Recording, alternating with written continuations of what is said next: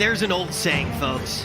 You reap what you sow, and we're about to find out who sowed little winning map number 2 of series number 2 of the day of BlizzCon 2019 seeds. That's right. It's time to see reaping, and it's been the first time that we've seen reaping in a little while, Tettles. Yeah, so in the Underrot and in the Freehold in this BlizzCon setting, we actually do have reaping. It's going to be interesting to see what actually is going to occur in this Underrot because there's also teaming and explosive, so we're going to see a lot of mobs. I wonder if we're actually going to see double Unholy Death Knight coming through. We better. We better. I'm expecting, I want to see double DK, I want to see Mistweaver Monk, I want to see the biggest pulls they've got. The thought of not seeing it made Jack briefly mauled. The question is, how big can we go at BlizzCon reaping? Going to be thrown into the mix here. This could be a 2-0 as well. This could decide the series, and keep in mind, this one is an elimination round. Let's kick it off. Jack, you never want to go full maul. Take it from me, Art. I'll tell you right now. But starting off here in the Underrot. Just one. Reaping is back. Both teams aggressive pull right off the bat. We got the Maggot coming in. We got the Matron on top of it all. And there it is, Jack, the big pulls that you wanted to see. That's right, as we are seeing, popping load away of the Crane is going up, 140k DPS for our healer friend. He also even took double bleeds from the Matrons right there and still healed himself through it onto that one. 150k HPS coming out of the Mistweaver. I love Way the Crane. Laps in Wave the Crane. Buff Warrior off the bat, finishing off the rest of the pull. Now, of course, we're back in an explosive environment here in teaming. You know, just have those extra mobs present in the dungeon, but somebody's got to babysit all those explosive orbs coming up. You don't want your team chunking for 0.5% of their HP. Jack, big difference here between the two teams outside the fact that Buff Warrior Nerfs is already well ahead in the dungeon. Yeah. They didn't use their Bloodlust. They did not, indeed. And it's kind of surprising to see as well. I mean, that was an incredibly big pull, but they took care of it with ease. And kind of interested to see, I mean, are they going to bother bloodlusting reaping mobs onto that one? Or do they have some bigger plans left for us in Kragma's? I don't know, but we're about to find out here as Buff Warrior and Nerf Rogue about to hit their first Reaping Wave. A reminder for those at home, Reaping hits at every 20% trash checkpoints in the dungeon, so 17% right now, Buff Warrior and Nerf Rogue. They're about to spawn their first Reaping Wave and take it straight into the boss. What you looking at, Jack? Rise. There they go. Elderly Axe has been pulled. All of our Reaping mobs they've killed earlier are coming back with a vengeance. There's pumping up some supreme damage for our Demon DK. Hunter present here. There's no vengeance at all. But Buff Warrior Nerf Rogue already has 10 seconds rolling into their Bloodlust. The mobs get down and dirty with the rest of the team here. Now, it's important to note, and what I like here, and we saw this often in the Reaping environment a couple seasons ago, you pull the boss, wait for the Reaping to come in. It allows the Warrior to get the spell reflects that are ever so damaging back into Elderly Axe's face, allowing them to get a nice bump on damage there. 10 seconds left on their Bloodlust as Team D is only now starting their Harrowing Despair pull. They are, and it's taking more time to be able to put these pulls together. I mean, they ended up paralyzing the mask mob just to be able to pull it anyway, dropping some stuns to be able to make sure they're getting all of their kicks out at the same exact time for any of these different mobs, making sure they get it all together. But it's just going slower. It's just going slower, and they're not really optimized in a lot of their routing at the moment. No, certainly not, but still 0 deaths on the board for them, so a lot of a cleaner, much cleaner start that we saw in the previous map from them, but it might be too little too late here. Elderly Axe already down to single digits of percent. Final Blood Bolt coming in, reflected right back in the face from Ching BB, and they're gonna head downstairs and onto Kragma's room. Now, Jack, this is really what we were talking about, that we want to see the big damage and the big numbers come in Kragma's room. We saw insane pulls come out of double DKs towards the end of the season this past MDI. Do you think we're going to see the same thing here? I think we have to be able to see the same thing. If Buff Warrior Nerf Rogue wants to continue proving that they're going to be a top flight team, they've been crushing the eastern region, but now when we're coming into the west, they got to be able to prepare specifically for them. So we'll be looking at quite a big pull. He goes all the way halfway across the room, grabs everything. I'm curious to see if he's going to grab some more of those lashers in the back. It looks like he does. He's got like 5 lashers in this pull. There's going to be a massive revival going to be going off after Way of the Crane. Seeing everybody getting grouped up together. 120k HPS for Loda right now. He is absolutely crushing this, and so is Supreme. Supreme is absolutely destroying this pull right now. They combine everything. They Reaping masterfully goes. handle all of the explosives, and just like that, half of Kragma's room is gone. But they're not stopping there. They grab the Reaping and pull the remainder of the trash, most of the remainder of the trash in the room, as they try to get near that 60% mark. Yeah, now it's the Rogue's turn to start putting their damage on display as Tomboy starts pumping up those damage meters. 250k DPS and it looks like they're going to just continue. Supreme dropping pretty low. He does catch that frontal off of the Fetid Maggot onto that one. They got to be very careful. They do. Marito practice cheat death as well. It doesn't have Death Pact on the side of Supreme either, so a lot of yo-yoing back and forth. They had to dump so many resources and so much love into that massive pull earlier that they got to catch their breath and refuel here. Team D certainly slugging along right now. Elderly Axe to 22%, and they'll be moving on to this room. We'll see exactly what they can do, but Jack, they don't have the presence of an Unholy DK, which pretty much single-handedly carried that pull with 900k DPS, so I don't think they're going to be able to pull that off. It already signals that they're not prepared. They're not going to be in the position to be able to pull off those larger pulls, and they're going to have to lean a lot more on their kicks and a lot on their shutdowns to be able to take care of the lashers, to be able to take care of the frontals from any of the maggots that we've seen already. Dealing a lot of damage to Supreme. Didn't bring him down quite yet, but it's something that is always something in the back of their mind. They got to make sure they're keeping that in mind, because it just takes one DPS to fall for some of these pulls to just... Right, you are, Jack. 53% here for Buff War and Nerf Rogan. Jack, remind me if I, correct me if I'm reminding myself incorrectly here, but that's really complicated. Yeah, and it happens often. It happens often. But Buff War and Nerf Rogan, all the teams during the reaping season would often proc the 60% and aggressively drag it onto Kragmaw so that we can benefit extra damage from the Unholy DK. So I like this idea, but why don't we proc reaping, grab skeletons, and grab Kragmaw as well? That is not a bad idea, and I certainly don't have a bone to pick with those skeletons, Jack. 60% right now on the boss. Kragmaw pulled to the side. I'm a really big fan of Kragmaw's position here near the entrance, combining it quickly with the skeletons. Huge amounts of damage coming up, and we're about to see that Unholy DK rise up pretty soon. And there he goes, finally passes onto the top spot DPS, and just like that, everything's pretty much dead, Jack. That's right. We're seeing Loda trying to refill on mana as quickly as he could right before the pull started, because Way of the Crane, 25% of your mana is the cost, and it's the price for that. And if you don't have Mana Tea, you're going to be in quite a bit of a hurt for those mana. And interesting to see if we're going to start grabbing any of the other skeletons, because we still got 70% left on the boss. If you're able to have enough mobility from your team to be able to run, grab skeletons, bring it back, might be a little bit too much for them, but the benefits are certainly very high. They are indeed, and we're about to see our first tantrum here right now going down from Kragmaw on the side of Buff War and Nerf Rogue. Team starts to frantically, but in a very well-situated manner, run around and stomp all of those headed maggots on the ground. You certainly don't want those ticks exploding when they're killed, should they spawn. Ton of damage on the tank, and the healer Jack is the last thing that they need. Extra shadow damage explosions on the group when, his mana is already below half, and the boss is not at 0.5%. That's right. He just popped away the Crane once again, so it does burn quite a bit of mana, but it'll probably regen a little bit over the duration. I really love what we were seeing out of Loda. He makes sure he was grabbing that last pile in the back. Then he drops his Transcend, so he'll be ready to take that position next time. And the fact that he's running with Tiger's Lust makes it very beneficial for his own mobility, making sure he'll be able to get a lot of those extra stomps so the DPS don't have to. Is that a Dampen Harm I see active on Loda, if I'm not mistaken? Of course, reducing up to 50% damage, depending on how much damage you take. Finally starts run around helping stomp with his roll, making sure that none of these ticks spawn as mentioned earlier. Kragmaw down to 41%. It doesn't look like they're going to be too aggressive. It doesn't look like they want to run off and grab another one of the skeleton packs, so they're probably just going to finish this boss or try to comfortably finish it off and then move on, as Team D, as predicted, doing a much slower routing through Kragmaw's room right now. They've only just now procced their second reaping, and they're just limited by their comp. They can't do that kind of pull without a DK. Yeah, they're still just kind of struggling along. I don't want to say struggling along, but they're just taking their time too much, and this is what we talk about when we say, hey, these guys have 2 weeks worth of practice. We need to see the most optimized, we need to see the most aggressive pulls possible in order to make it work. So gonna be a big challenge for them at this point. Unless they have something else, they're just putting Buff War, Nerf Rogue in the driver's seat. They are certainly in the driver's seat, and they're not taking their foot off the gas right now as Kragmaw hits 15%. After this, expect that we're going to see some pretty aggressive pulls, and again, just to remind, at least what we used to see in the previous seasons, they're likely going to combine in some way their 4th reaping wave with the third boss of the dungeon, so that should be, I'm just, when I look at you, I get tongue-tied, Jack. You're just so handsome. 5% left here on Kragmaw, about to go down right now. Is Team D looking like they're trying to proc their 3rd reaping and drag it into Kragmaw. Triple Lasher pull coming in for them. That's right, and we are seeing Kragmaw fall for Buff War, Nerf Rogue, so 66%, and we were talking about how they're going to deal with Spore Caller, being able to grab all those mobs. They might just do another round of what we were looking at with Kragmaw, make sure they're grabbing all the mobs in there, killing them off really quickly, and then you're having Reaping coming in so you can kind of get a double dose, but unfortunately, it looks like they're just going to be taking on that Danger Noodle as well. It's 66%, so they should be able to immediately proc Reaping. Might just have everybody sprint over, but I'm pretty worried about Loda's mana right now. He just popped Way of the Crane, but it's going to be quite a long boss fight to deal with Spore Caller, and when we have Reaping coming right after this.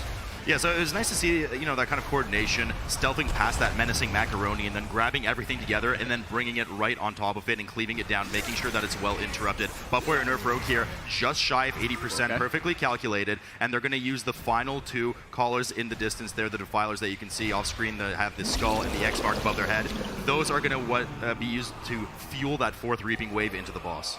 I really like the blind that they have on the Deathbringer there. They require a lot of kicks, these Bloodsworn Defilers, so it's very helpful to make sure that you drop the blind on them.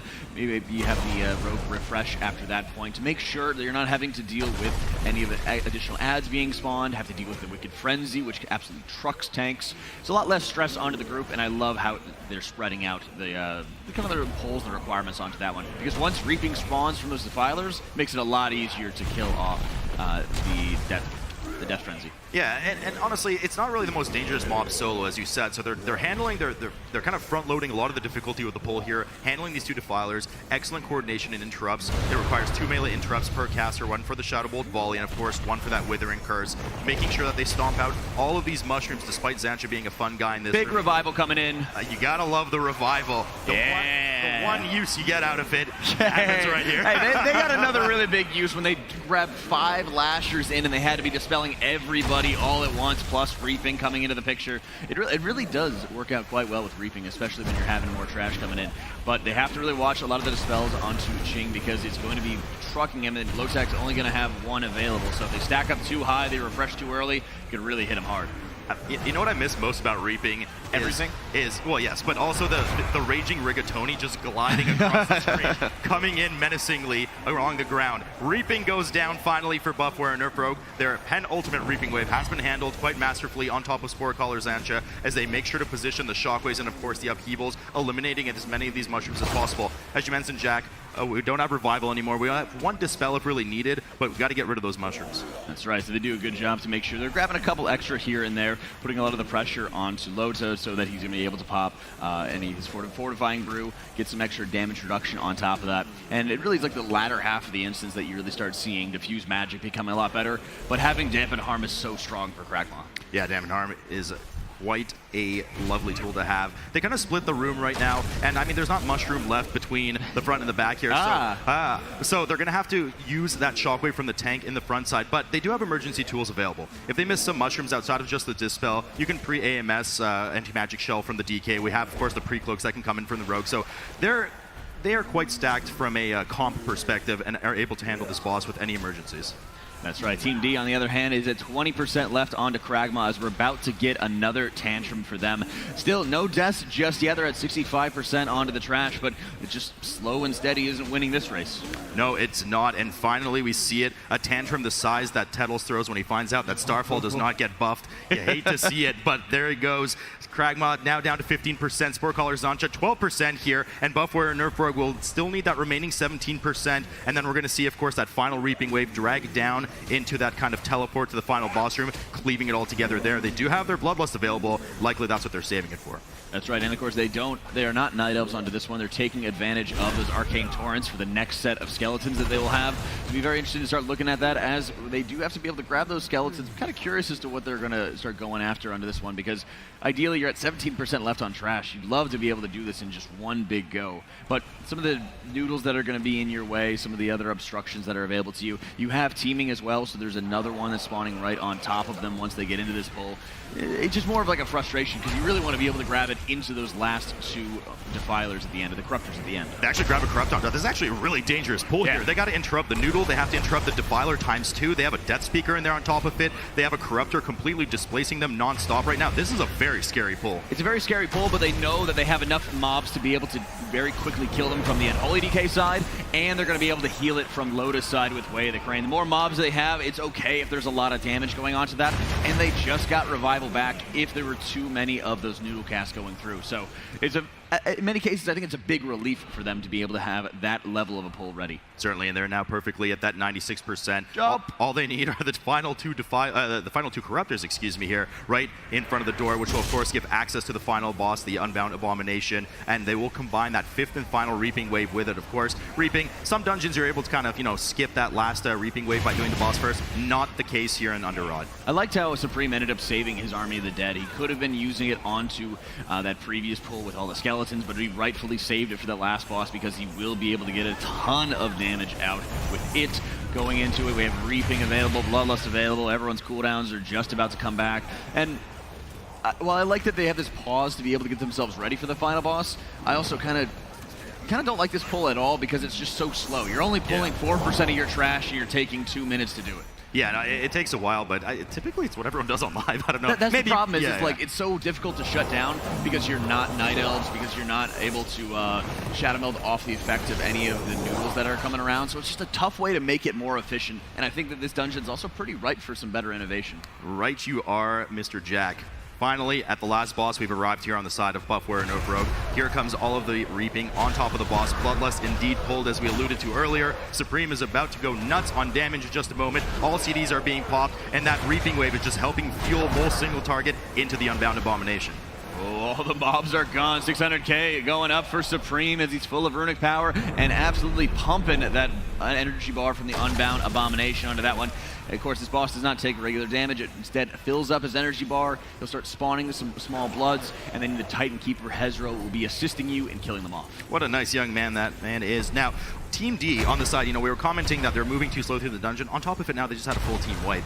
I mean, they were just not prepared for this BlizzCon, unfortunately, but Buffware and Nerf Rogue, really surprising here. And Tettles just joined us back on the desk, and I mean, they're looking fantastic, and I do think they have, you know, what it takes to handle some of the best EU teams as well. Unbound Abomination now halfway through the fight as the second round of energy bar has filled halfway. Yeah, going on to this one, it just goes to show how well Buffware Nerf Rogue has prepared in many cases. You know, you're looking at what are you doing with your time? Do you have to be able to deal with any sort of alternates? Do you have to look at how jet lag is going to start impairing your team in a case like this? And we saw a little bit of that when we were looking at the Sydney LAN as well. Going into with these teams coming in from all around the world, the flights that the Europeans especially had to deal with, the differences in time zones. It goes to show that Buffware Nerf Rogue, they're able to put on some very clean performances, and I think this has got to be a real confidence booster as they're about to be winning this game and then going off against more very difficult opponents to get out of the lower bracket. And, you know, I had a chance to even catch up with Method EU yesterday, and a lot of these teams actually find it an advantage that they have to make the run through this lower bracket because they get more time to get comfortable up there on the stage. Rich mentioned it earlier. It's really important for these players to feel comfortable on this big stage. But comfortable here indeed as Buffware and Nerf Rogue is about to hit the last filled energy bar, spawning the final two bloods here, and they will be claiming this map 2-0, barring any unforeseen consequences, but Zyra's not up here, so he's not gonna he's not gonna curse this team this time. Here are the final two bloods. They immediately head off. Hezro will be helping with one of them as the team immediately grabs the other one. They're gonna finish it off in just a moment here, and they are going to keep their BlizzCon 2019 hopes and dreams alive as they progress further in the lower bracket. That's right, the last mob goes down. Buffware, Nerf Rogue, as Tettles predicted, taking that 2-0 victory. When we actually look at how they were able to do it as well, clearly outclassing their opponent, the question is how far will they be able to run through? Now, let's actually look at how they did outclass their opponent, and let's just look at how they were able to run through this dungeon. Yeah, so overall, I think like a 16 to 15:30 Underrot is pretty quick. Buffware Nerf Rogue was about it, like a 16:45. Maybe they were taking it a little bit slower because they felt like they could. Maybe they had just a few minor hiccups, but overall, this was a very clean run from Buffware Nerf Rogue, and it's really nice to see compared to that of Taldazar. Of course, we do have Reaping coming in on Elderly Axo, which can be dangerous in of itself. Your tank can't really spell reflect whenever the Reaping mobs are on top of them, but overall it felt like Buffware Nerf Rogue really remembered where people were spawning Reaping, had some really good Reaping timings, of course, on Sporecaller Zancha as well, getting those two Defilers down and then spawning that Reaping with Sporecaller, utilizing that DK Festermite damage. It was also kind of interesting that they were running double Outlaw Rogue. I think there may be a difference with some of the other teams. I think some other teams may choose to run double Unholy and Underrot moving forward. But overall, Buff War Nerf Rogue played the double Outlaw Rogue pretty well. Yeah, I think one of the things that we did see, even though it was only one DK, they definitely were able to utilize it. They were definitely able to pull around it as well. But what are the other things that we really do need to unpack from this series titles? Yeah, in addition to that double, with that single Unholy Death Knight, they had a very large pull inside of Kragmaw's room, which kind of shed some light as to why they were running the Outlaw Rogues. I think it had to do with the explosive and the teaming. Just sheer raw pull size. Unholy Death Knight isn't the sickest class at killing explosives. It's like okay, but Outlaw Rogue, by far the best. All right, let's take a look at some of these pulls as well. And yeah, this is the big boy pull. Yeah, so you actually see Ching jumping across the screen, getting all the mobs grouped up, and you actually see all those rogues running around trying to kill all the explosives as the mobs start to get grouped up. Once the mobs do get stacked pretty quickly, it's fairly easy to be able to deal with all the explosives and get the mobs killed down, especially whenever you have the Death Knight doing as much damage as he is right here. Yeah, usually when you see that one pulled at home, it's an accident, and they're able to do it quite well. I've gotten in trouble quite a few times in that particular room. I'm shocked. I actually, that dungeon, I think I have some of the worst stories in my entire life in that dungeon. Yeah, you saw me. I was going to say. Yeah, that was the time that... It was dark times. It was very dark times. But right now on the main stage, we can look at somebody who is going to be celebrating. Hey you guys, I'm here with Ching BB of Buff Warrior Nerf Rogue. Congratulations guys on that first win. Now, you guys have been practicing quite a bit. How has your practice schedule been like leading up to BlizzCon? 就是为了暴雪嘉年华，你们这个做了多久的准备？我们做了将近2个月准备。They have been preparing for like over 2 months. Wow, okay. And you guys flew all the way across the world. Does that add any sort of difficulty? 经过了长途跋涉的这个来到这边参加这个比赛，会觉得特别的辛苦吗？不会，反倒是特别兴奋。Okay, and you just had a super dominant 2-0. What sort of confidence does that give you leading up to the rest of the games today? 就是你们刚才就是取得了决定性的胜利嘛，就会给你们接下来的比赛带来更多的信心吗？会。Yes, of course. Awesome, love it. All right, well, congratulations once again, and back to you guys at the desk. Thank you very much. Yeah, I think that when we actually do look at those two teams, it was clear that we did have a top dog, but the next series is going to be very exciting because it's the two top dogs right now in the tournament. Every other series that we're going to see today, an elimination series, besides this next one, we're going to be moving to that upper final. You're going to see it right here in front of you. It's Method NA versus Abracadabra. These are the two top teams. Whoever wins this one, they're going straight to the grand final. And you'd love to be able to see this matchup because both of them have so much to prove out of this one. Method NA, they definitely did play very well when we looked at the Sydney LAN going into particular, but they also felt like they won in many cases because Method EU beat themselves. Abracadabra, they've always been kind of playing second fiddle in the EU. They've always been kind of just pulling the line right behind Method EU, Method NA onto this one, and they've wanted to be able to be at that top level for such a long time, and they have the composition of former MDI champions as well who have been at that level and can perform there. I think that all of that is super important to keep in mind, and I also, before we do start to move forward, I know, Sloot, this is the last time that you're going to be on the desk today, I'm pretty sure, so I want to completely throw you on the spot right now. Okay, and get your entire prediction for the tournament. Who do you think wins the grand final? Ooh. I'm going to have to probably go with...